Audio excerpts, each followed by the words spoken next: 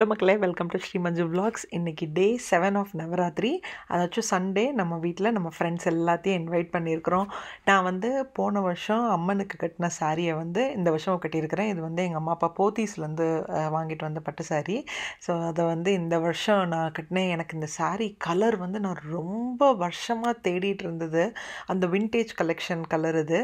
And end of the டே எனக்கு அது கிடச்சிருச்சு. அதுக்கப்புறம் டுகு நான் இப்போ ரீசெண்டாக தான் இந்த பட்டுப்பாவாடை வாங்கினேன். குழந்தைங்க அவ்வளோ அழகாக இருந்தாங்க. ஸோ இன்றைக்கி காலையில் எங்கள் அத்தை மாமாவும் அட்லாண்டாலேருந்து இங்கே வந்துட்டாங்க. அவ்வளோ பியூட்டிஃபுல்லாக நடந்ததுங்க இன்னையோட பூஜை.